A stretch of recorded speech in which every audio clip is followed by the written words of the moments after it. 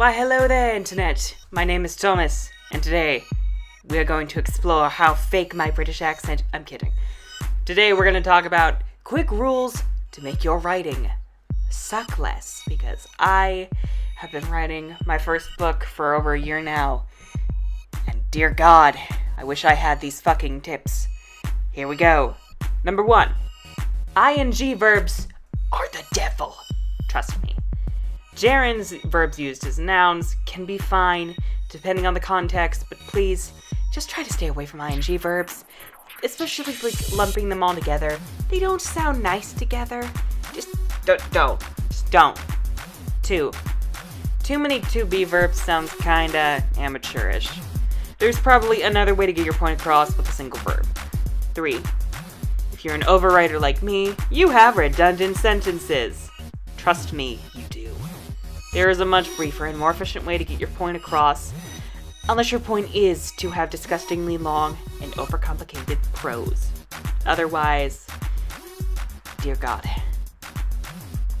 4. You don't need adverbs as much as you think you do. Just find a stronger word to take the place of what you already have. And look, you magically cut a useless word from your word count.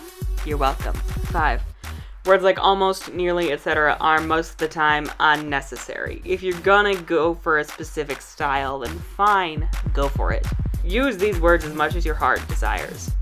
Otherwise, no! Stop artificially inflating your word count. I know that's what you're doing. That's what I did. 6. Punctuation is your friend. Don't abuse them. Don't throw colons and semicolons around where they're not supposed to go to make yourself look more intelligent. It ain't gonna work.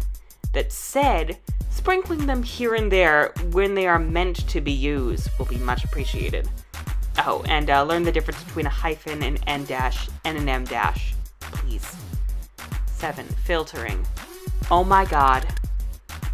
This one is such an easy trap to fall into.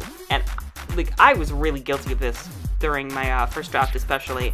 You don't have to say your prospective character looked over somewhere or turned. We'll know by what's described in the narrative. The filtering just makes it harder for the reader to empathize with your prospective character or protagonist, especially in third person, where that's already made kind of difficult by the fact there is an invisible floating head bobbing around. 8. This kinda builds off filtering, but any verbs like to think, to feel, to realize, etc. are fine for your first few drafts. They'll help you lay the foundation, but please don't leave them there. Don't tell the reader what the character sees or feels. Show them how they feel. Show them what makes them think a certain way. You're just adding more unnecessary layers between your reader and your prospective character or protagonist. 9. If you're using first or third person limited, watch out for head hopping. This is when you accidentally flow into another person's perspective or thought process when you didn't mean to. And yeah, it happens more than you might think. Oh, and also, if you don't know the difference between the perspectives, yeah, go learn them. Go learn them right now. This is shit you need to know. 10. Your word processor will never, ever catch all your grammatical or spelling issues. This is essentially like hoping a pre-med student is capable of giving you a gastric bypass surgery without mangling you. Don't do that to your manuscript. By the way, get beta readers and then a professional editor before you publish. In that order. For the love of God, please. 11. Let your first draft suck. And your second draft. And hell, even your third draft. The difference between a good writer and a shit writer is not that the former produces gold and the latter produces trash. They both make trash. The good writer just puts the hours and work in crafting that trash into gold. I mean, that's literally what modern art is, so. My first draft, it took me 3 months to edit it fully.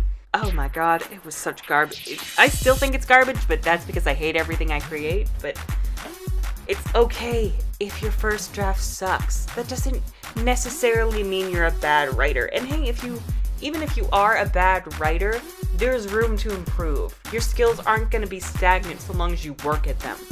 Everything will be fine, child. I hope you found these tips useful.